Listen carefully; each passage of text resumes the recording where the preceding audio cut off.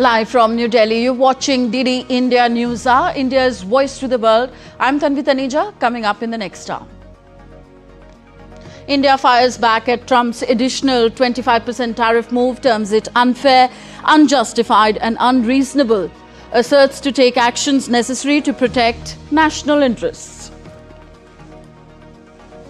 Trump to impose 100% tariffs on all semiconductors and chips coming to the United States, while Apple pledges $100 billion new investment, hoping to sidestep potential tariffs on iPhones. US President says there is a good chance of his meeting with Vladimir Putin next week. This comes as US envoy Steve Witkoff holds talks with Russian President ahead of the Friday deadline for Moscow to agree to end the Ukraine conflict. Prime Minister Narendra Modi to inaugurate MS Swaminathan Centenary International Conference at the Indian Council of Agricultural Research, ICAR Pusa, in New Delhi today. And Uttarakhand Chief Minister oversees large-scale rescue operation in flood-hit Dharali. Indian Air Force joins the operation amid bad weather. At least 190 people rescued so far. Met Department warns of heavy rainfall today.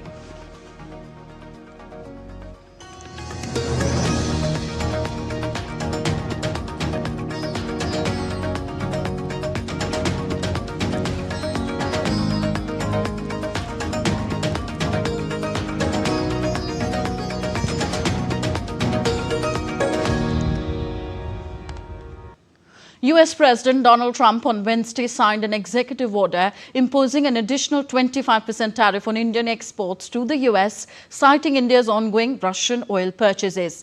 India has fired back at US Trump's additional 25% tariff move and said that New Delhi had already made clear its stance on imports from Russia.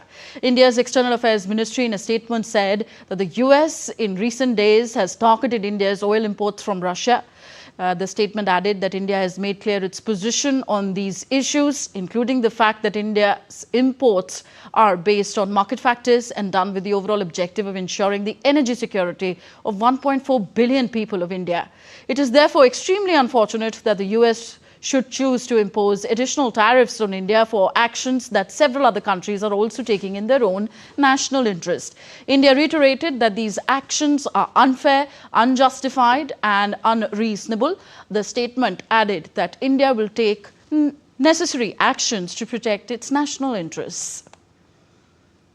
After the latest order, the total US tariffs on Indian goods will be 50%. While the initial duty becomes effective on August 7th, the additional levy will come into effect after 21 days. The additional tariff will be imposed on all Indian goods imported into the United States, except for goods already in transit or those meeting specific exemptions. Industries that will face the impact of these tariffs include textiles, gems and jewelry, seafood, leather and footwear, animal products, chemicals, and electrical and mechanical machinery. Products exempt from these elevated tariffs are pharmaceutical items, energy resources such as crude oil, refined fuels, natural gas, coal and electricity, critical minerals and various electronic components including computers, tablets, smartphones, solid-state drives, flat panel displays and integrated circuits. Donald Trump doesn't seem to know it all. Apparently, he has no knowledge that the United States itself imports Russian chemicals and fertilizers, but he still thinks that the Indian economy is heavily dependent on Russian oil, though he doesn't care if New Delhi has diversified its energy needs. The rebuttal came after India claimed that the US continues to import from Russia uranium hexafluoride for its nuclear industry, fertilizers as well as chemicals. India says that the US imports Russian uranium, chemicals, fertilizers, while criticizing their energy imports. Your response to that, sir? I don't know anything about it. I'd have to check, but we'll get back to you on that.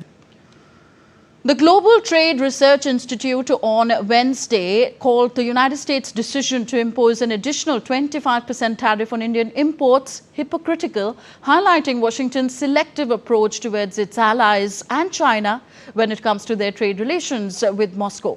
The GTRI in its statement stated that the US had overlooked Russia's trade with the European Union and China, noting selective enforcement on India, exposing Washington's hypocrisy.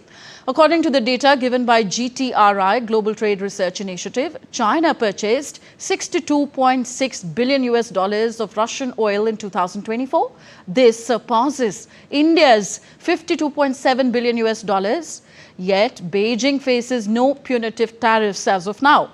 It also noted that the US has turned a blind eye to the EU's $39.1 billion imports from Russia in 2024, including $25.2 billion in oil, while the US itself purchased $3.3 billion in strategic materials from Russia. It stated that this selective targeting not only threatens India's $86.5 billion in annual exports to the US, but also raises questions about the credibility of US trade policy, as the move is expected to potentially reduce Indian exports to the US by 40 to 50%. In a major sign of growing global influence of Prime Minister Narendra Modi, Brazilian President Lula da Silva plans to call him on Thursday to discuss the high tariffs being imposed by the US on many countries of the global south, including India and Brazil. President Lula is also seeking more business and trade ties with India. DD India's Shobhan Saxena reports from Sao Paulo. Faces 50% tariff on its exports to the US. President Lula da Silva of Brazil is refusing to call US President Donald Trump to discuss the issue. Instead, the Brazilian leader has said he is looking forward to enhancing trade relations with countries like India. On Wednesday, in an important announcement, President Lula said he would call Prime Minister Narendra Modi of India to discuss the tariff issue and also to develop a common strategy to tackle the pressure coming from Washington. President Lula's call with PM Modi is expected to be followed by discussions with other members of the BRICS group as Brazil tries to buffer the impact of rising US protectionism. The Brazilian leader enjoys a great personal chemistry with the Indian Prime Minister, who has visited Brazil twice in recent times, for the G20 summit in November 2024 and for the BRICS meeting in July this year. Brazil currently holds the BRICS presidency. It will be India's turn to host the summit in 2026. On Wednesday, in an interview with the news agency, President Lula said he saw no room for direct talks with President Trump, which he believes would turn into a humiliation for him. He also said that the President of the United States trying to dictate rules for a sovereign country like Brazil is unacceptable to him. On the other hand, President Lula is quite optimistic about close relations with India. During PM Modi's state visit to Brasilia on July 8 this year, President Lula had said his country aims to triple trade flows with India from $12 billion last year. Now all eyes of the world are on the Indian Prime Minister as he gets an important call from a strategic partner. India's Russian oil imports follow global norms, legal and transparent, and within the price cap. Yet it's India who is facing the heat, while Europe and others continue quietly. As data exposes the real top buyers, questions grow over the Western double standards. DD India's Tapas Bhattacharya reports.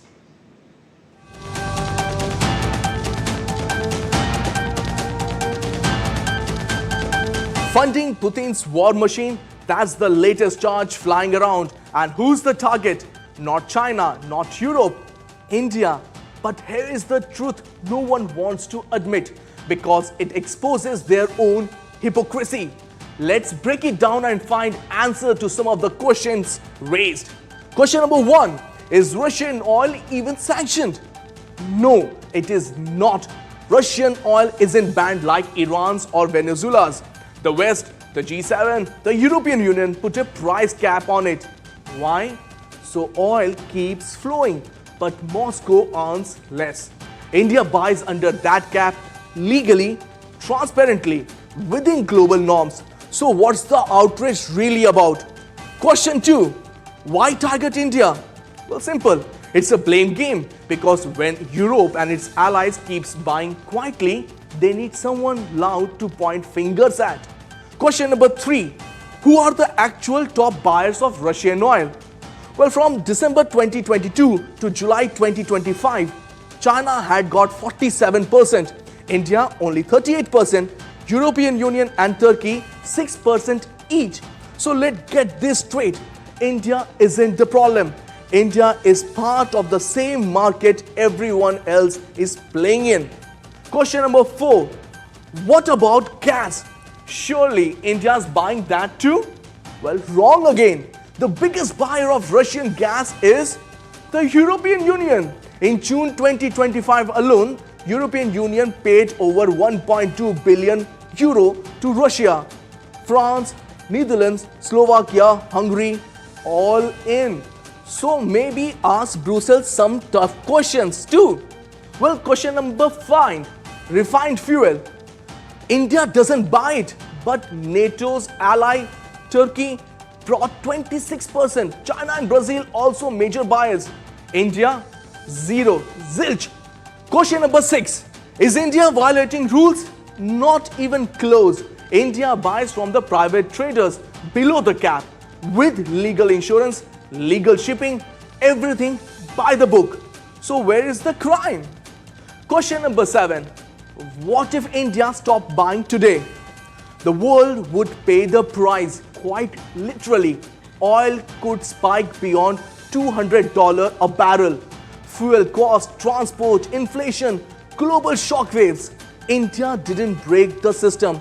India kept it from collapsing. Question number 8. Is India doing this for selfish reasons? Actually, no. Even US officials have said it. We are happy for India to keep buying oil. That was said by US Treasury Secretary. India helped stabilize global markets. That's Biden's energy advisor in 2024. India delivered. Prices didn't spike. That was US Ambassador Garcetti, May 2024. Question number 9. What about the West double standards? Here is what they won't say out loud. European. And now let's go to ICAR Pusa, where Prime Minister Narendra Modi is going to inaugurate MS Swaminathan Centenary International Conference. And equity. The theme of the conference reflects Professor Swaminathan's lifelong mission to create a hunger-free, just and sustainable world. आज हमारे लिए अपार हर्ष, गर्व और सम्मान का विषय है कि भारत के यशस्वी प्रधानमंत्री श्री नरेंद्र मोदी जी नव भारत के शिल्पकार, the architect of new India, इस उद्घाटन समारोह के मुख्य अतिथि के रूप में हमारे बीच उपस्थित हैं। I request doctor Soumya Swaminathan, chairperson MS Swaminathan research foundation, to please present a paddy portrait to honourable prime minister. The portrait has been created by Dr. Surabhi Verma from Jagdalpur, showcasing the beauty and diversity of rice, symbolizing the rich cultural heritage of Chhattisgarh. Thank you, madam. I now invite and request you to give the welcome address, please. Soumya ma'am, for the welcome address, please.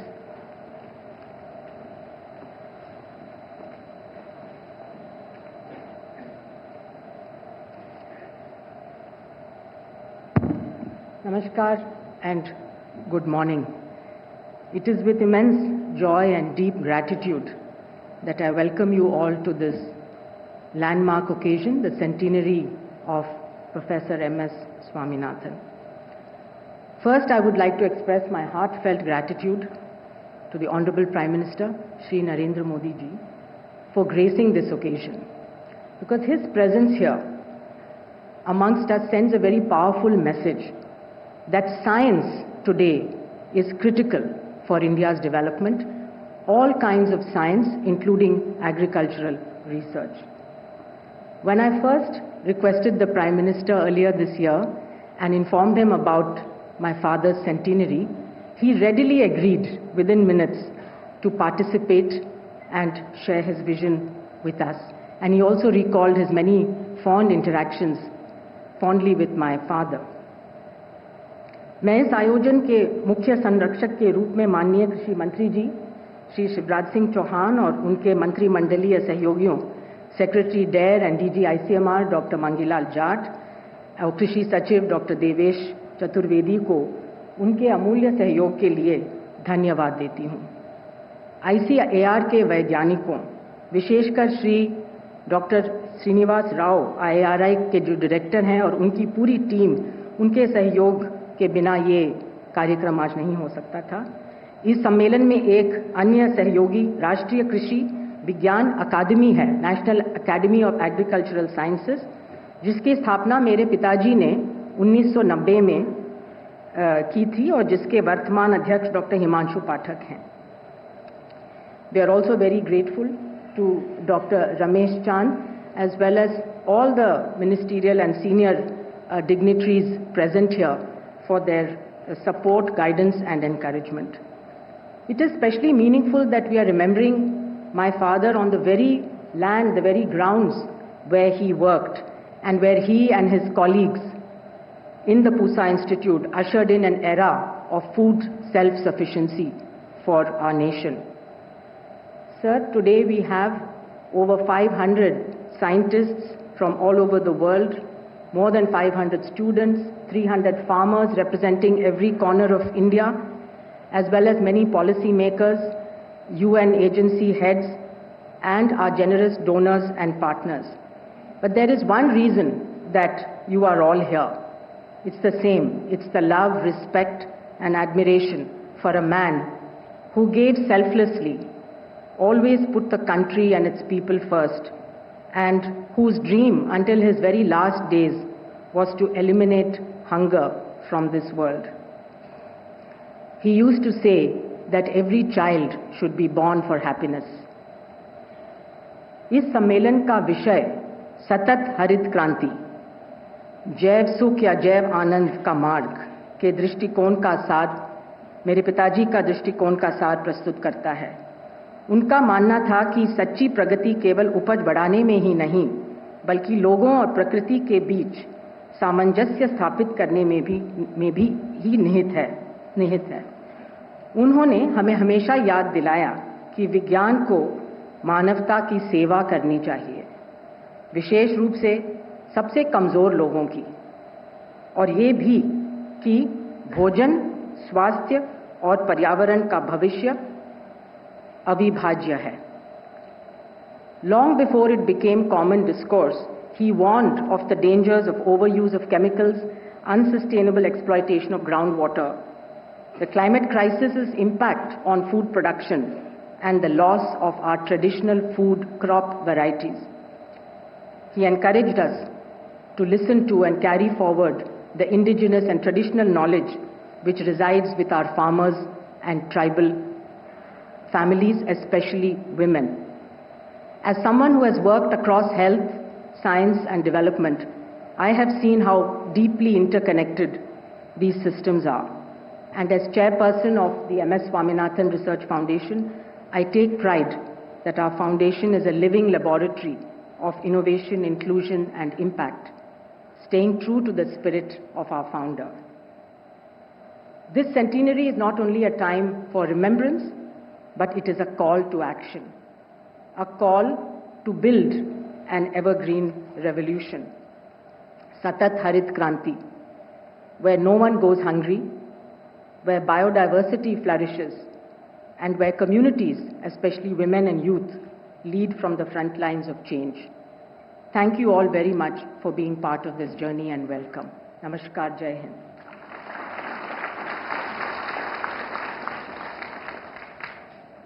आपके स्वागत अभिभाषण हेतु बहुत बहुत धन्यवाद madam. अब मैं विनम्र निवेदन करती हूँ परम आदरणीय श्री शिवराज सिंह चौहान जी, माननीय केंद्रीय कृषि एवं किसान कल्याण मंत्री भारत सरकार से, कि इस अवसर पर कृपया अपने बहुमूल्य एवं प्रेरणादायक विचार हम सभी के साथ साझा करें।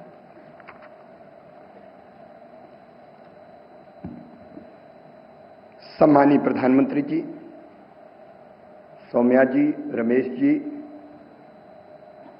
उपस्थित मित्रों, अपने लिए तो सब जीते हैं, कीट पतंगे भी जीते हैं, पशु पक्षी भी जीते हैं, अपने लिए जिए तो क्या जिए, तू जी ए दिल जमाने के लिए। जीवन वास्तव में उसका होता है जो देश के लिए जीता है, समाज के लिए जीता है, औरों के लिए जीता है, दुनिया के लिए जीता है। और ऐसे ही एक व्यक्तित्व थे श्रद्धेय स्वामीनाथन जी। 1942-43 में बंगाल के अकाल के कारण जब लाखों लोग भुखमरी के कगार पर पहुंच गए थे, तब उनका हृदय व्यथित हो गया था और तब उन्हें अपने आप को समर्पित कर दिया खेती के लिए, किसानी के लिए और भूखमरी मिटाने के लिए। और उसके बाद जो हुआ, यहां बैठे सब लोग जानते हैं, बताने की आवश्यकता नहीं है। मैं केवल इतना स्मरण दिलाना चाहता हूं कि 1966 में मैक्सिको से 18,000 टन मैक्सिकन गेहूं आया था, जिसको मिश्रित करके पंजाब की किस्मों के साथ एक नई संकर किस्म गेहूं की विकसित की थी। और उसी किस्म के कारण एक साल में 5 मिलियन टन से बढ़ के 17 बिलियन टन गेहूं का उत्पादन हो गया था। हरित क्रांति के जनक थे। और उसके बाद उन्होंने जो कृषि विज्ञान के लिए सिस्टम खड़ा किया, वो आज तक सही दिशा में काम कर रहा है। मित्रों, हमारे बीच प्रधानमंत्री जी है और प्रधानमंत्री जी का हर शब्द हमारे लिए मंत्र जैसा होता है। पिछले दिनों, एक साल पहले, जब माननीय प्रधानमंत्री जी इस पूसा कॉम्प्लेक्स में पधारे थे, तब उन्होंने हमें कहा था, लैब टू लैंड जोड़ो। विज्ञान और किसान जब तक नहीं मिलेंगे, तब तक खेती सही दिशा में चलेगी नहीं। और उन्हीं की प्रेरणा से एक नहीं अनेकों अभियान चल रहे हैं आज भी। उसमें एक आधुनिक कृषि चौपाल और दूसरा विकसित कृषि संकल्प अभियान चला था, जिसमें 2170 टीमें वैज्ञानिकों की 64,000 से ज्यादा गांव गई और 1 करोड़ से ज्यादा किसानों के साथ सीधा संवाद किया।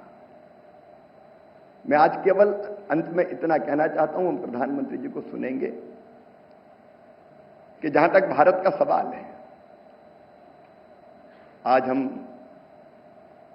राइस के मामले में सरप्लस है, रखने की जगह नहीं है।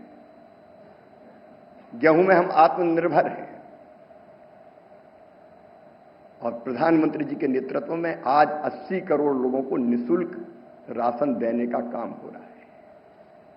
अब देश में कोई भूखा नहीं है, लेकिन मुझे लगता है कि यहां जो वैज्ञानिक बैठे हैं, विशेषकर विकसित कृषि संकल्प अभियान में भी जो बात उभर कर सामने आई, दलहन और तिलहन में अभी पर हेक्टर प्रोडक्शन में हम पीछे हैं। तो हमारे सोच की दिशा ये हो, सोयाबीन हो, मूंगफली हो, सरसों हो, तिल हो या चना, मसूर, उड़द, अरहर हो, उसमें उत्पादन कैसे बढ़े। इस दिशा में प्रधानमंत्री जी के नेतृत्व में अनेकों कदम हम उठा रहे हैं।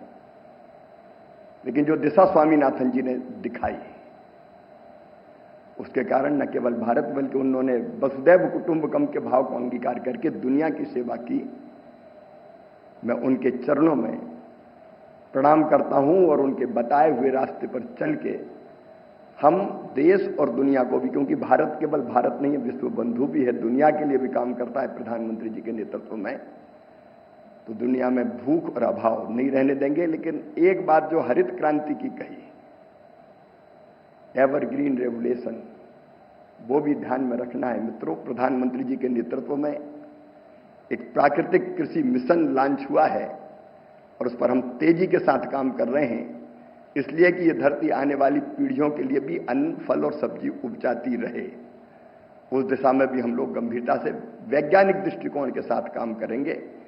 एक बार फिर स्वामीनाथन जी के चरणों में प्रणाम। है समय नदी की धार के जिसमें सब बह जाया करते हैं, लेकिन कुछ ऐसे होते हैं इतिहास बनाया करते हैं। उन्होंने एक नया इतिहास दुनिया से भुखमरी मिटाने के लिए बनाने का जो काम किया है, उसके लिए सत सत नमन, धन्यवाद।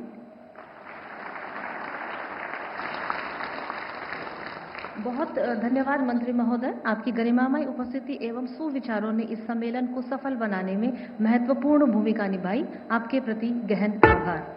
Let us all now watch a short video presentation that captures the highlights of Professor Swaminathan's life.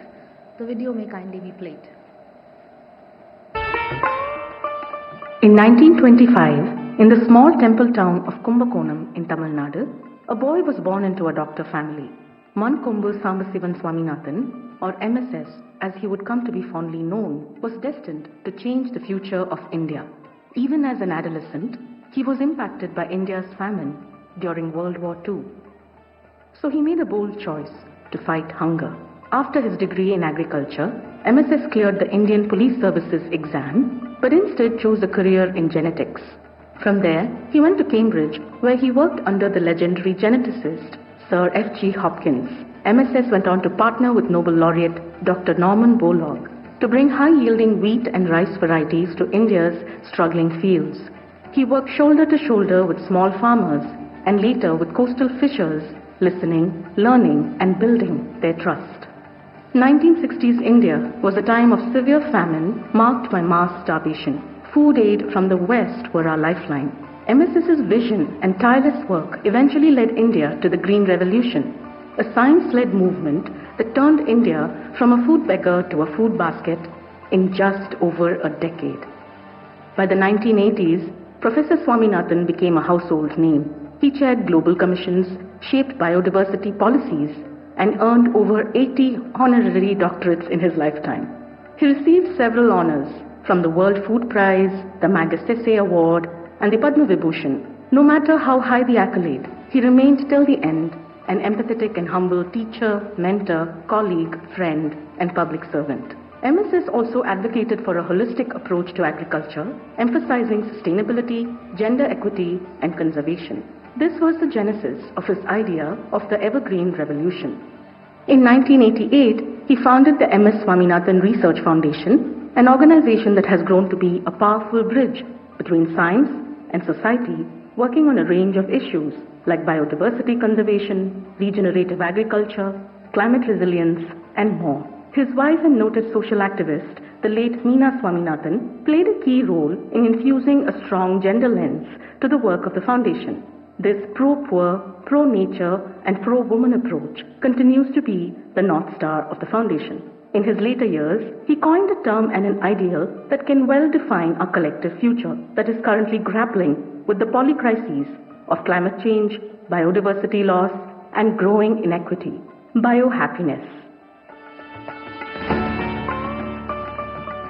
The joy that comes from living in harmony with nature and from ensuring the equitable use of our biological or natural resources. Our major aim is to integrate the principles of environmental sustainability and social equity into all aspects of technology development and dissemination.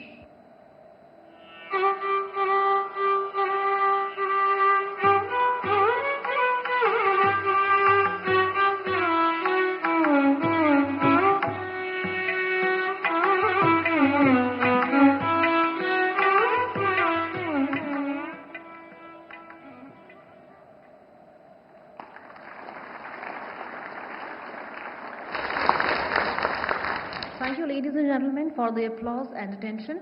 So moving ahead, we are extremely honored to announce the official release of a commemorative coin and a centenary memorial stamp dedicated to Professor M.S. Swaminathan, a generous token of commemoration by the Government of India.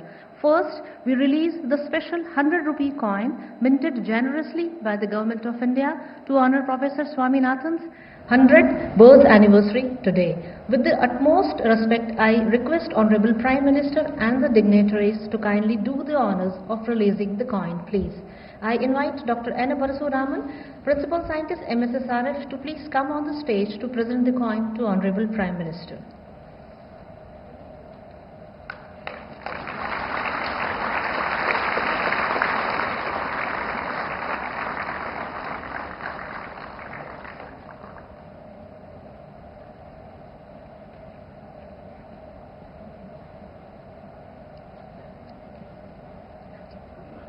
Next, we are honored to release the centenary commemorative stamp issued by the Postal Department to mark Professor Swaminathan's achievement.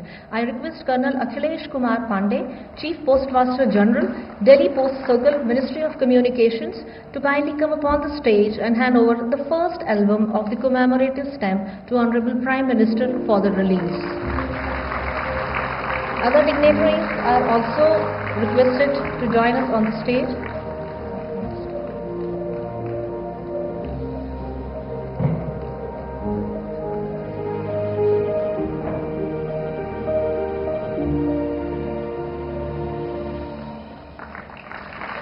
Thank you all. Up next, I have the wonderful honor to announce the much awaited winner of the first ever TWAS, the World Academy of Science MS Swaminathan Award for Food and Peace. I invite Dr. Quraisha Abdul Karim, the President of the World Academy of Sciences TWAS, to please join us on the stage and to share the moment, please. And I proudly announce the first ever recipient of the MS Swaminathan Award for Food and Peace, Professor Ademola A. Adanle from Nigeria, for his pioneering research and policy leadership in sustainable agriculture and innovations, which have strengthened food security, reduced poverty and fostered peace across Africa. I proudly invite Dr. Adanle on the stage, please. He currently serves as the Senior Special Advisor to the Federal Ministry of Agriculture and Food Security, Nigeria. The award consists of a cash prize of $25,000 and a certificate. I very humbly request Honorable Prime Minister to kindly present this prestigious award to Dr. Adanle, and hearty congratulations to Dr. Adanle. बहुत धन्यवाद। अब मैं सादर प्रार्थना करती हूँ परम श्रद्धेय माननीय प्रधानमंत्री महोदय से कि अपने बहुमूल्य संदेश से हम सबको अनुग्रहित करें। आपके विचारों को सुनना हम सभी के लिए गौरव का विषय है। सभी से अनुरोध, उमंगपूर्ण तालियों के साथ प्रधानमंत्री महोदय का अभिनंदन करें।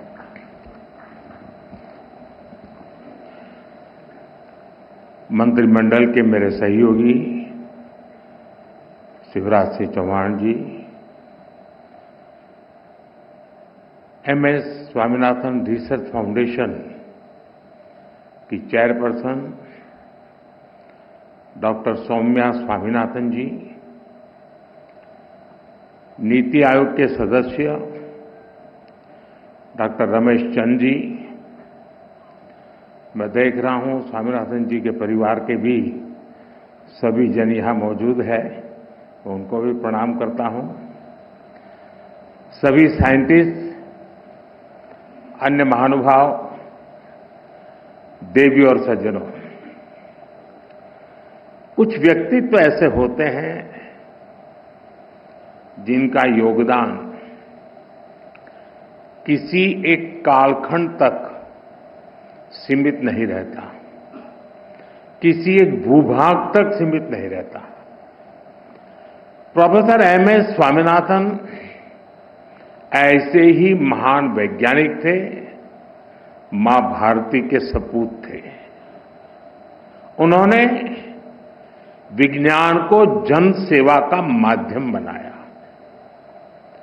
देश की खाद्य सुरक्षा को, फूड सिक्योरिटी को उन्होंने अपने जीवन का ध्येय बना लिया।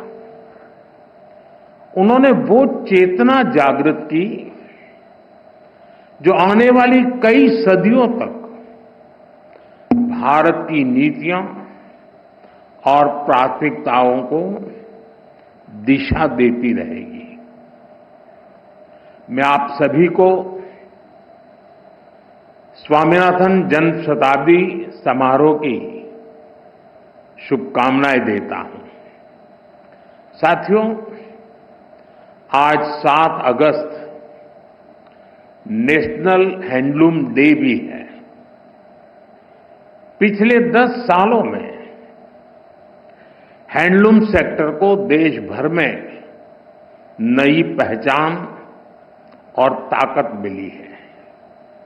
मैं आप सभी को हैंडलूम सेक्टर से जुड़े लोगों को राष्ट्रीय हथकरघा दिवस की बधाई देता हूं। साथियों, डॉक्टर स्वामीनाथन के साथ मेरा जुड़ाव कई वर्षों पुराना था। गुजरात की पहले की स्थितियां बहुत लोगों को पता है। पहले वहां सूखे और चक्रवात की वजह से कृषि पर काफी संकट रहता था। कच्छ का रेगिस्तान बढ़ता चला जा रहा था। जब मैं मुख्यमंत्री था तो उसी दौरान हमने सॉइल हेल्थ कार्ड योजना पर काम शुरू किया। मुझे याद है प्रोफेसर स्वामीनाथन ने उसमें बहुत ज्यादा इंटरेस्ट दिखाया। उन्होंने खुले दिल से हमें सुझाव दिया, हमारा मार्गदर्शन किया। उनके योगदान से इस पहल को जबरदस्त सफलता भी मिली। करीब 20 साल हुए जब मैं तमिलनाडु में उनके रिसर्च फाउंडेशन के सेंटर पर गया था। साल 2017 में मुझे उनकी लिखी किताब the quest for a world without hunger उसको रिलीज करने का मौका मिला था। साल 2018 में जब वाराणसी में इंटरनेशनल राइस रिसर्च इंस्टीट्यूट के रीजनल सेंटर का उद्घाटन हुआ तो भी उनका मार्गदर्शन हमें मिला। उनसे हुई हर मुलाकात मेरे लिए एक लर्निंग एक्सपीरियंस होती थी। उन्होंने एक बार कहा था, science is not just about discovery but delivery. और उन्होंने इसे अपने कार्यों से सिद्ध किया। वो केवल रिसर्च नहीं करते थे बल्कि खेती के तौर तरीके बदलने के लिए किसानों को प्रेरित भी करते थे। आज भी भारत के एग्रीकल्चर सेक्टर में उनकी अप्रोच, उनके विचार हर तरफ नजर आते हैं। वो सही मायने में मां भारती के रत्न थे। मैं इसे अपना सौभाग्य मानता हूं कि डॉक्टर स्वामीनाथन को हमारी सरकार में भारत रत्न से सम्मानित करने का सौभाग्य मिला। साथियों, डॉक्टर स्वामीनाथन ने भारत को खाद्यान्न में आत्मनिर्भर बनाने का अभियान चलाया, लेकिन उनकी पहचान हरित क्रांति से भी आगे बढ़कर थी। वो खेती में केमिकल के बढ़ते प्रयोग और मोनोकल्चर फार्मिंग के खतरों से किसानों को लगातार जागरूक करते रहे। यानी एक तरफ वो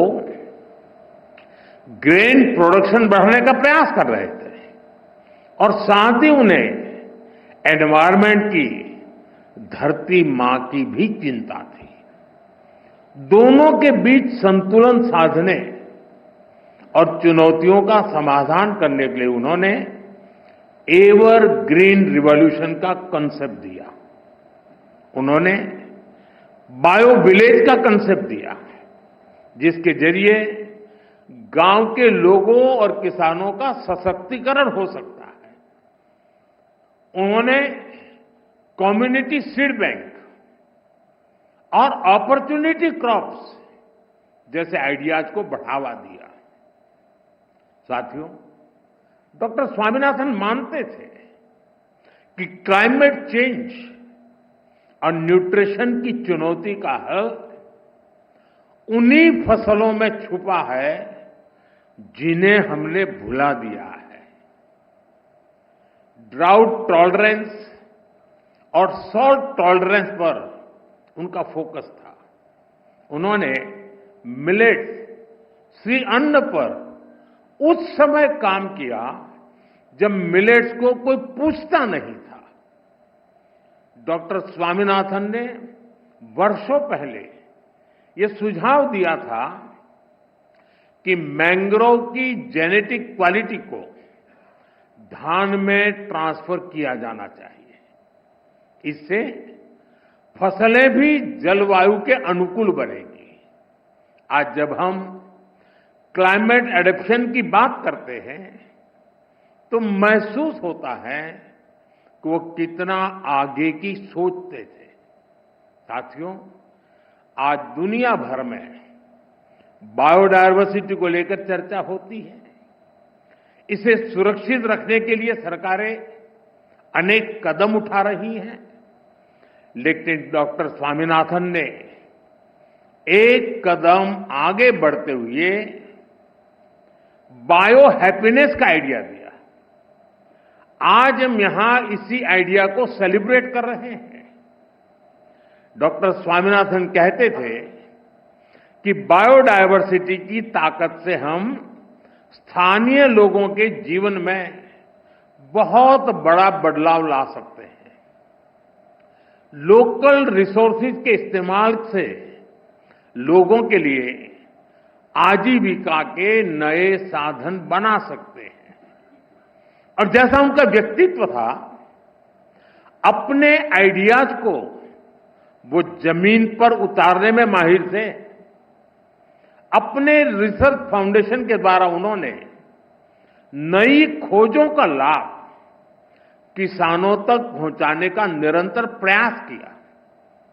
हमारे छोटे किसान, हमारे मछुआरे भाई बहन, हमारे ट्राइबल कम्युनिटी, इन सबको उनके प्रयासों से बहुत लाभ हुआ है। साथियों, आज मुझे इस बात की विशेष खुशी है कि प्रोफेसर स्वामीनाथन की विरासत को सम्मान देने के लिए MS Swaminathan award for food and peace शुरू हुआ है। ये इंटरनेशनल अवार्ड विकासशील देशों के उन व्यक्तियों को दिया जाएगा जिन्होंने फूड सिक्योरिटी की दिशा में बड़ा काम किया है। फूड एंड पीस, भोजन और शांति का रिश्ता जितना दार्शनिक है उतना ही प्रैक्टिकल भी है। हमारे यहां उपनिषदों में कहा गया है, अन्नम न निंद्यात् तद्व्रतम, प्राणो वा अन्नम शरीरम अन्नादम, प्राणे शरीरम प्रतिष्ठितम। अर्थात हमें अन्न की, अनाज की अवहेलना या उपेक्षा नहीं करनी चाहिए। प्राण अर्थात जीवन अन्न ही है।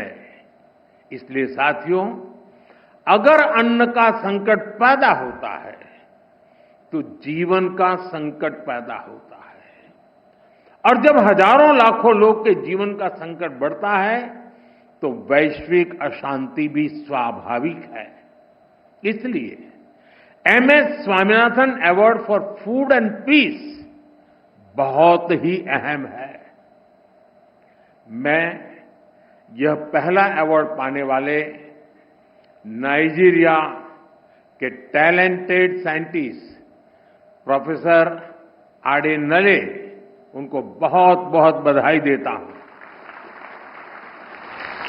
साथियों, आज भारतीय कृषि जिस ऊंचाई पर है वो देखकर डॉक्टर स्वामीनाथन जहां भी होंगे उन्हें गर्व होता होगा। आज भारत दूध, दाल और जूट के प्रोडक्शन में नंबर 1 है। आज भारत चावल, गेहूं, कपास, फल और सब्जी के उत्पादन में नंबर 2 पर है।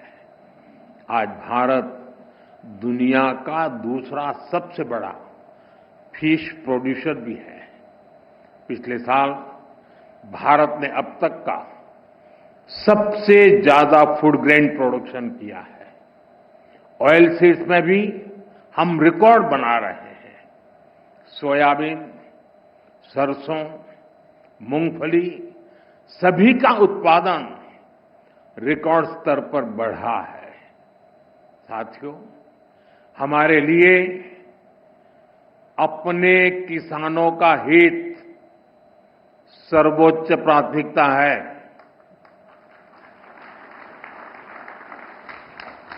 भारत अपने किसानों के, पशुपालकों के और मछुआरे भाई बहनों के हितों के साथ कभी भी समझौता नहीं करेगा।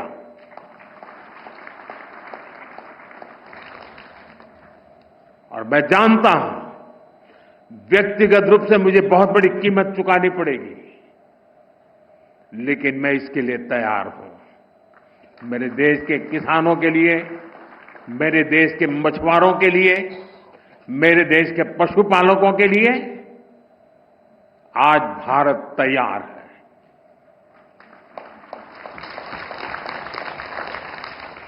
किसानों की आय बढ़ाना, खेती पर खर्च कम करना, आय के नए स्रोत बनाना, इन लक्ष्यों पर हम लगातार काम कर रहे हैं। साथियों, हमारी सरकार ने किसानों की ताकत को देश की प्रगति का आधार माना है। इसलिए बीते वर्षों में जो नीतियां बनी, उनमें सिर्फ मदद नहीं थी, किसानों में भरोसा बढ़ाने का प्रयास भी था। पीएम किसान सम्मान निधि से मिलने वाली सीधी सहायता ने छोटे किसानों को आत्मबल दिया है। पीएम फसल बीमा योजना ने किसानों को जोखिम से सुरक्षा दी है। सिंचाई से जुड़ी समस्याओं को पीएम कृषि सिंचाई योजना के माध्यम से दूर किया गया है। 10,000 एफपीओस के निर्माण ने छोटे किसानों की संगठित शक्ति बढ़ाई है। कोऑपरेटिव्स और सेल्फ हेल्प ग्रुप्स को आर्थिक मदद ने ग्रामीण अर्थव्यवस्था को नई गति दी है। ई-नाम की वजह से किसानों को अपनी उपज बेचने की आसानी हुई है। पीएम किसान संपदा योजना ने नई फूड प्रोसेसिंग यूनिट्स, भंडारण के अभियान को भी गति दी है। हाल ही में पीएम धन धान्य योजना को भी मंजूरी दी गई है। इसके तहत उन 100 डिस्ट्रिक्ट को चुना गया है जहां खेती पिछड़ी रही। यहां सुविधाएं पहुंचाकर, किसानों को आर्थिक मदद देकर खेती में नया भरोसा पैदा किया जा रहा है। साथियों, 21वीं सदी का भारत विकसित होने के लिए पूरी जी जान से जुटा है और ये लक्ष्य हर वर्ग, हर प्रोफेशन के योगदान से ही हासिल होगा। डॉक्टर स्वामीनाथन से प्रेरणा लेते हुए अब देश के वैज्ञानिकों के पास एक बार फिर इतिहास रचने का मौका है। पिछली पीढ़ी के वैज्ञानिकों ने फूड सिक्योरिटी सुनिश्चित की। अब न्यूट्रिशनल सिक्योरिटी पर फोकस करने की आवश्यकता है। हमें बायो फोर्टिफाइड और न्यूट्रिशन से भरपूर फसलों को व्यापक स्तर पर बढ़ाना होगा ताकि लोगों का स्वास्थ्य बेहतर हो, केमिकल का उपयोग कम हो, नेचुरल फार्मिंग को बढ़ावा मिले। इसके लिए हमें अधिक तत्परता दिखानी होगी। साथियों, क्लाइमेट चेंज से जुड़ी चुनौतियों से आप भली भांति परिचित हैं। हमें क्लाइमेट रेजिलिएंट क्रॉप्स की ज्यादा से ज्यादा वैरायटीज को विकसित करना होगा। ड्राउट टॉलरेंट, हीट रेजिस्टेंट और फ्लड एडेप्टिव फसलों पर फोकस करना होगा। फसल चक्र कैसे बदला जाए, किस मिट्टी के लिए क्या उपयुक्त है, उस पर अधिक रिसर्च होनी चाहिए। इसके साथ ही हमें सस्ते सॉइल टेस्टिंग टूल्स और न्यूट्रिएंट मैनेजमेंट के तरीके से उसको भी विकसित करने की आवश्यकता है। साथियों, हमें सोलर पावर्ड माइक्रो इरिगेशन की दिशा में और ज्यादा काम करने की आवश्यकता है। ड्रिप सिस्टम और प्रिसिशन इरिगेशन को हमें ज्यादा व्यापक और असरदार बनाना होगा। क्या हम सैटेलाइट डेटा, एआई और मशीन लर्निंग को जोड़ सकते हैं? क्या हम ऐसा सिस्टम बना सकते हैं जो उपज का पूर्वानुमान दे सके, कीटों की निगरानी कर सके और बुआई के लिए गाइड कर सके? क्या हर जिले में ऐसा real time decision support system पहुंचाया जा सकता है? आप सभी एग्रीटेक स्टार्टअप्स को भी निरंतर गाइड करते रहिए। आज बड़ी संख्या में इनोवेटिव युवा खेती की समस्याओं का समाधान निकालने में जुटे हैं। अगर आप जो अनुभवी लोग हैं, आप अगर लोग उन्हें गाइड करेंगे तो उनके बनाए प्रोडक्ट ज्यादा प्रभावशाली होंगे और यूजर फ्रेंडली होंगे। साथियों, हमारे किसान और हमारे किसान समुदायों के पास पारंपरिक ज्ञान का खजाना है। ट्रेडिशनल इंडियन एग्रीकल्चरल प्रैक्टिसेस और मॉडर्न साइंस को जोड़कर एक होलिस्टिक नॉलेज बेस तैयार किया जा सकता है। क्रॉप डाइवर्सिफिकेशन भी आज एक नेशनल प्रायोरिटी है। हमें अपने किसानों को बताना होगा कि इसका क्या महत्व है। हमें समझाना होगा कि इससे क्या फायदे होंगे। साथ ही ये भी बताना होगा कि ऐसा न करने पर क्या नुकसान होंगे। और इसके लिए आप बहुत बेहतर तरीके से काम कर सकते हैं। साथियों, पिछले साल जब मैं 11 अगस्त को यहां पूसा कैंपस में आया था तो कहा था कि एग्रीकल्चर टेक्नोलॉजी को लैब से लैंड तक पहुंचाने के लिए प्रयास बढ़ाएं। मुझे खुशी है कि मई जून के महीने में विकसित कृषि संकल्प अभियान चलाया गया। पहली बार देश के 700 से ज्यादा जिलों में वैज्ञानिकों की करीब 2200 टीमों ने भाग लिया। 60,000 से ज्यादा कार्यक्रम किए। इतना ही नहीं, करीब करीब 1.25 करोड़ जागृत किसानों के साथ सीधा संवाद किया। हमारे वैज्ञानिकों का ज्यादा से ज्यादा किसानों तक पहुंचने का ये प्रयास बहुत ही सराहनीय है।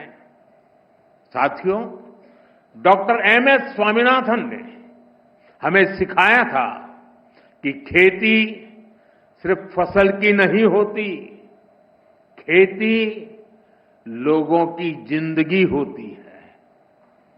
खेत से जुड़े हर इंसान की गरिमा, हर समुदाय की खुशहाली और प्रकृति की सुरक्षा, यही हमारी सरकार की कृषि नीति की ताकत है। हमें विज्ञान और समाज को एक धागे में जोड़ना है।